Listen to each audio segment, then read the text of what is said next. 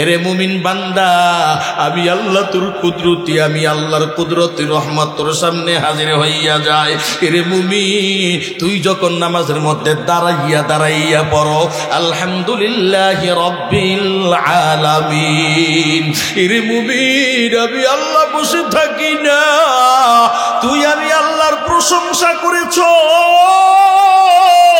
আমি আল্লাহ ফেরেশতাদেরকে সামনে রেখে বলি হামিদানি আবদি, দেখো রে ফেরেশতা, আমার বান্দা আমার কত সুন্দর প্রশংসা করে। তুমি যখন পড়ো আর রহমানির রহিম, তখন আমি আল্লাহ ফেরেশতাদেরকে লক্ষ্য রেখে বলি আসনা আলাইয়া আবদি, দেখো আমার বান্দা আমার কত সুন্দর গুণগান গায়, আমার বান্দা আমার কত সুন্দর গুণগান গায়। মালিক ইয়াউমিদ্দিন, আমি আল্লাহ ফেরেশতাদেরকে সামনে রেখে বলি মাজ্জাদানি আবদি, ও ফেরেশতার দল, আমার বান্দা আমার বরত্ব বয়ান করতেছি, সাক্ষী থাকো যেই পরিমাণ প্রশংসা আমার বান্দা করে। ওরে ফেরেশতা লিখি নাও, আমি আল্লাহ দয়ার নজরে মায়ার নজরে আমি আল্লাহ আমার বান্দার গুনাহগুলো ক্ষমা করিয়া আমার বান্দার নামটা জান্নাতি মেহমানের নামের খাতায় বসাইয়া দিলাম। ওরে শিবচরের মুসলমান ও পর্দানিশি মা, ভালো করে শুনে নেও মা গো মা, তুমি আমি যখন নামাজে দাঁড়াই আল্লাহ কুদরতি রহমতের নজরের সামনে হাজির হইয়া যায়। ওরে বান্দা, তুমি মনে করতে হবে আমার আল্লাহ আমার সামনে হাজির হয়ে আছেন, আমি আমার মাওলার জন্য বড় পাগল, মাওলার জন্য বড় পাগল। পয়গম্বর মুসা তুর পাহাড়ে গেলেন আল্লাহর সাথে কথা বলার জন্য। আল্লাহ তাআলা ডাক দেয়া কয়, ও মুসা তোমার ডান হাতে কি? ওয়ামা তিলকা বিয়ামিনিকা ইয়া মুসা, ওরে মুসা তোমার ডান হাতে কি বলো।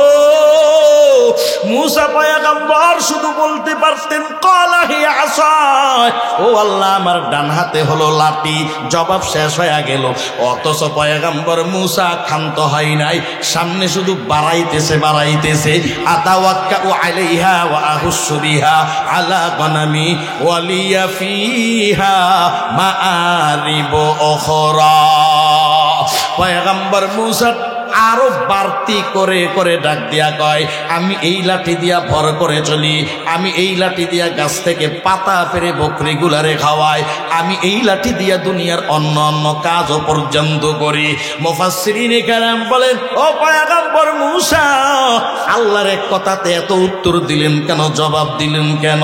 পয়গম্বর মুসা বুঝাইতে চাচ্ছেন আমি আমার মাশউকরে পেয়ে গেলাম, আমি আমার মাশউকের জন্য পাগল। আশিক যখন মাশউকরে পায়, ওই মাশউকের সাথে কথা বলার জন্য কত কত ভাবে ওই মাশউকের সাথে কথা বলার জন্য চেষ্টা করে। পয়গম্বর ডাক দিয়া কয়, ও আল্লাহ তোমার সাথে কথা বলতে আমি এত মজা পাই, এত মজা পাই, যত কথা বলি তত মজা বেড়ে যায়।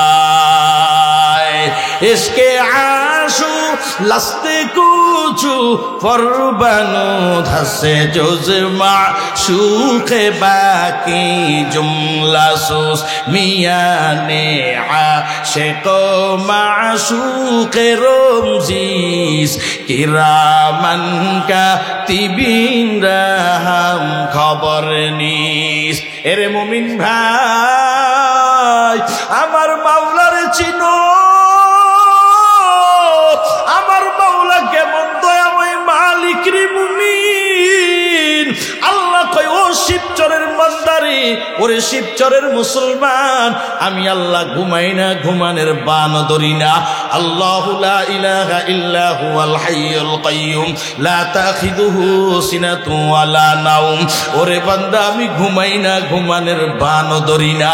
এরে বান্দা কেন আমি ঘুমাই না? অতিও গভীর হয় রজনী যখন, নীরবে প্রভুর নাম জপি অতক্ষণ, প্রভুর করুণা যদি যদি পাইবার চাও, প্রভুর করুণা যদি পাইবার চাও, গভীর রাতে উঠে মাওলার গুণগান গাও। আল্লাহ কয় রে বান্দা আমি রাত্রের বেলা কেন ঘুমাবো, তোর জন্য বড় পাগল বড় পাগল। ওরে বান্দা গভীর রাত তুই সাগরের মাঝখানে বিপদে পড়ি আমি আল্লাহরে ডাকবা, আমি আল্লাহ তোর ডাকের সাড়া না দিয়া পারবো না রে বান্দা, তুই আমারে ডাকবি একবার, আমি আল্লাহ তোরে সাড়া দিব বার বার বার বার। বান্দা তুমি আমি আল্লাহরে এখনো চিনো নাই, আমি আল্লাহ তোর জন্য কি পরিমাণ পাগল রে শিবচরের বান্দারা। ও শিবচরের মুসলমান, তোমার জন্য আমার আল্লাহ কেমন পাগল। দুনিয়ার একটা গরুর মালিক, একজন গরুর পালক, গরু পালে গরুর রাখাল, ওই গরু মালিকের 9টা গরু, 9টা গরুর থেকে একটা গরু হারাইয়া গেল, 8টা গরু ঘরের মধ্যে আছে, গোয়াল ঘরের মধ্যে সংরক্ষণ আছে, মালিকের ঘুম নাই, গরুর মালিকের কোনো ঘুম নাই, হারাম হয়ে গেল। বিবি ডাক দিয়া কয় ও স্বামী আমার, এত চিন্তা তোমার কেন, ঘুম নাই? ওই গরুর মালিক ডাক দিয়া কয় বিবি 9টা গরুর জন্য আমার কোনো টেনশন নাই, 8টা গরুর জন্য আমার কোনো টেনশন নাই, আমার একটা গরুর জন্য বড় টেনশন বড় টেনশন। কারণ এই গরুটাকে কোন হিংস্র প্রাণী জানি খেয়ে ফেলে, এই গরুটারে কোন ডাকাত জানি হামলা করে গরুটারে ছিনতাই করে নিয়ে যায়, এই গরুটারে না জানে কোন জায়গার মধ্যে পড়ে সমস্যার মধ্যে পড়ে সমস্যা হয়ে যায়। আল্লাহ কয় ও গুনাহগার বান্দা, আমি তোরে সুন্দর করে আদর করে বানাইলাম, ওরে বান্দা আমি চাই না বান্দা গুনাহ করে করে তুই জাহান্নামের আসামি হইয়া যা, বরং আমি আল্লাহ চাই রে গোলাম, ওরে বান্দা তুই পাহাড় পরিমাণ গুনাহ করেছো বান্দা, এই কোরআনের মাহফিলে আসবি, রাত যখন গভীর হইয়া যাবি, 2 রাকাত নামাজের মুসাল্লাই দাঁড়ায় আমি আল্লাহর সাথে কথোপকথন করবি রে বান্দা। নামাজ শেষ করার পর চোখের পানি ছেড়ে দিয়ে একটু কান্না করবি, কারণ তোর কান্নার বড় দাম বড় দাম বড় দাম। ও পর্দানিশী মা, ও মা গণ ভালো করে শুনে নেন মা, জীবনটা তো কাটাইয়া দিলেন গুনায় গুনায়, জীবন কাটাইয়া দিলেন গো আম্মা জান, সংসার করে করে জীবন কাটাইয়া দিলেন মা। এ প্রাণপ্রিয় যুবক, বাহাদুরি করে করে করে করে জীবন কাটাইয়া দিচ্ছ, রক্তর গরম দেখাইয়া দেখাইয়া যুবক কোন ওলামাকে আফন মনে করো না, রক্তর গরম দেখাইয়া দেখাইয়া এলাকায় বাহাদুরি করিয়া চলো। কোথায় তোমার আমল রে বাবা, কোথায় তোমার নামাজ, ওরে কোথায় তোমার মায়ের নবীর সুন্নাত, যেই নবী আজ পর্যন্ত উম্মতের জন্য শুইয়া, যেই নবীর রওজার মধ্যে শুয়া শুয়া কান্না করে রে আব্বা জান, একটু কি তোমার মন চায় না, একটু কি মনটা নরম হয় না? আজকে এই কোরআনের মাহফিল, আজকে এই কোরআনের মাহফিল রে বাবা, এই সুন্দর এই মাদ্রাসা কর্তৃক কোরআনের মাহফিল।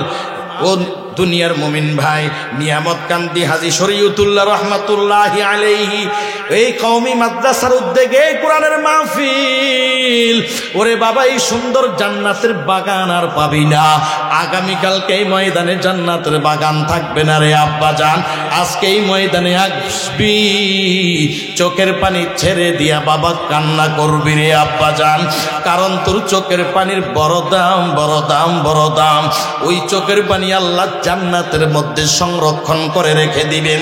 আল্লাহ বলবেন ও বান্দা, তোর চোখের পানি বৃথা যেতে দিব না দিব না দিব না, বরং তুই 2 রাকাত নামাজ পড়িয়া চোখের পানি ছেড়ে দিবি, এই পানিটা আমি আল্লাহ ফেরেশতার মাধ্যমে সংরক্ষণ করে রেখে দিব। একদিন তোর এই চোখের পানিকে কাজে লেগে যাবে। কেমনে কাজে লাগবে মুমিন শুনে নাও। মায়ার নবী মাকামে মাহমুদ নামক জায়গার মধ্যে সেজদায় লুটে পড়ে যাবেন। ভয়ঙ্কর জাহান্নামের হাউ মাউ দেখে ভয়ঙ্কর জাহান্নাম সামনের দিকে আগাইতে থাকবে আর বলবে, আল্লাহ তোমার নাফরমান বান্দাগুলারে আমার পেটে দাও। ওরে আল্লাহ, আমি জাহান্নাম বড় ক্ষুধার্ত, তোমার জাহান্নামী ওই কয়েদিগুলাকে আমার পেটে মাঠে দিয়া দাও। ওই জাহান্নামকে 70,000 ফেরেশতা জাহান্নামের গলার মধ্যে শিকল লাগাবেন। ওই এক একটা শিকলের মধ্যে 70,000 আংটা থাকবে। আংটা, এক একটা আংটার মধ্যে 70,000 ফেরেশতা ধরে টানতে থাকবে। অসংখ্য অগণিত ফেরেশতা টানবেন। এরপরও জাহান্নাম শুধু সামনের দিকে আগাবেন। ওই জাহান্নামকে ধরে রাখতে পারবেন না। মায়ার নবী এই দৃশ্য দেখে সেজদায় পড়ে কান্নার আওয়াজ তুলে দিবেন। আল্লাহ তাআলা বলবেন, ইরফা রাসাক, ওগো মায়ার নবী আমার, আজ কান্নাকাটি করার কোনো টাইম নেই গো মায়ার নবী। জীবনে কম কান্না আপনি করেন নাই, মাথা মোবারক ওঠান, কি চান? আল্লাহ আপনি জাহান্নামকে হটাইয়া দেন। এই জাহান্নাম আমার উম্মত গুলো খেয়ে ফেলবে। এর শিবপুরের মুসলমান, শিবপুরের মুসলমান শুনে নেন। এই আল্লাহর বান্দারা, এ শিবচরের যুবক, কেন এত বাহাদুরি করো রে বাবা? এই কোরআনটাকে আপন মনে করতে পারলি না? এই চোখের পানিকে আপন মনে করতে পারবা না? এই মাদ্রাসাগুলাকে আপন মনে করতে পারবা না? এই ছোট্ট ছোট্ট বাচ্চারা রে বাবা এত কান্নার আওয়াজ ভোর রাত্রে দেয় রে বাবা।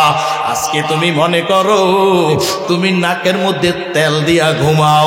কোথায় গেল তোমার তাহাজ্জুদ? কোথায় গেল তোমার ভোর রাত্রের কান্না? কোথায় গেল তোমার ফজরের নামাজ রে বাবা? অত সেই ছোট্ট বাচ্চাগুলো গভীর রাত উঠে যায়, এত ঠান্ডা, এত ঠান্ডার মাঝেও সন্তানগুলো উঠিয়া ঠান্ডা পানি দিয়া উযু বানায়া মালিকের আদালতের সামনে ওই আল্লাহর কুদরতি কদমের সামনে সেজদায় লুটে পড়ে যায়।